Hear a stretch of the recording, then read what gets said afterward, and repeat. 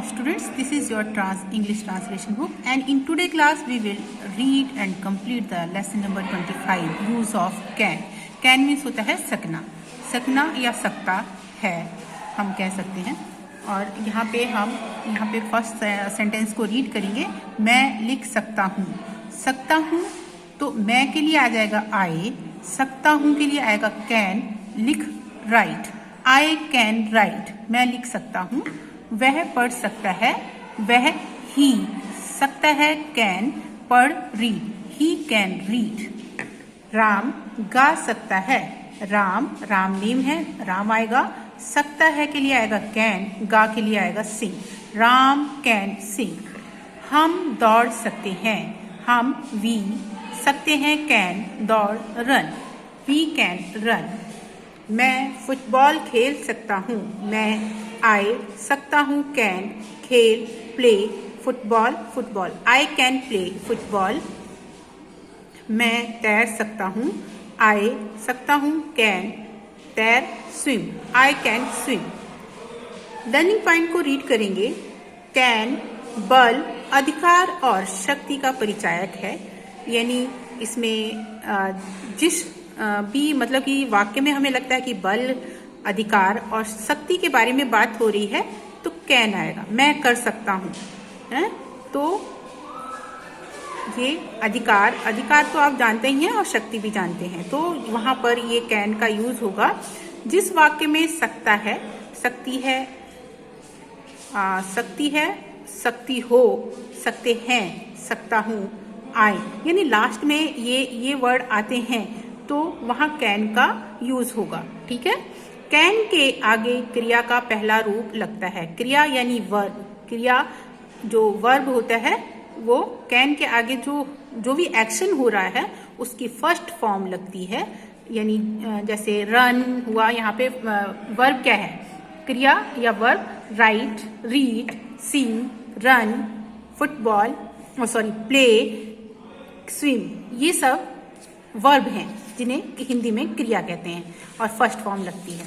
ठीक है। अब हम इसका एक्सरसाइज पॉइंट करेंगे। पक्षी उड़ रहे हैं, पक्षी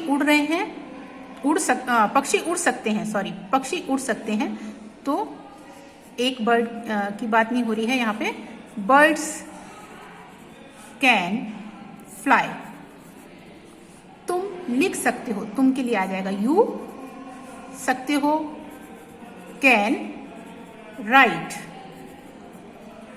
वह खाना पका सकती है, गर्ल है ये तो शी आएगा, शी कैन, पकाने के लिए कुक होगा, वर्ब कुक है, खाना food, she can cook food. मैं यह काम कर सकता हूँ, मैं आई सकता हूँ के लिए हो जाएगा कैन,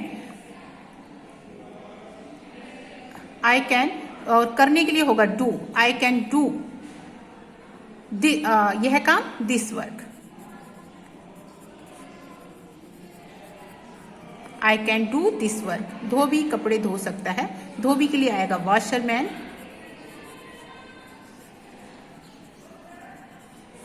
सकता है कैन, धोने के लिए कपड़े धोने के लिए बोले वॉशरमैन कैन वॉश क्लॉथ्स, एक से ज्यादा है, प्लूरल की फॉर्म यूज होगी, क्लॉथ्स होगा। वे नाच सकती है, वे नाच सकती हैं, दे कैन डांस। वह अपना पाठ याद कर सकता है, वाई है, ही कैन, याद करने के लिए हो जाएगा learn, he can learn his lesson, अपना पाठ हिज लेसन। ठीक है। वह अंग्रेजी बोल सकता है, ही कैन, बोलने के लिए होगा speak, he can speak English.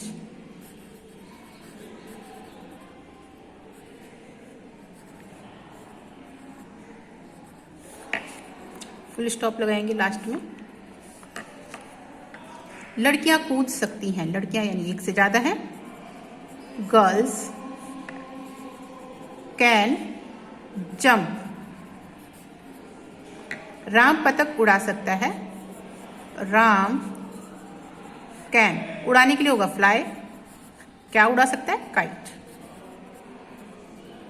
तो बच्चों कैन का यूज में हमें ये नहीं देखना है कि सिंगुलर है या प्लूरल है, हमें सिर्फ कैन का यूज किसी भी मतलब कि जो सब्जेक्ट है, चाहे वो सिंगुलर हो चाहे प्लूरल हो, तो उनके साथ कैन का यूज होगा। बस आपने ये ध्यान रखना है कि कैन के आगे ठीक आगे वर्ब का यूज करना है, बाकी का अगर सेंटेंस में और भी वर्ड्स हैं तो उसको उसके बाद में यूज करेंगे। Okay, so complete this work and practice this work also. Thank you.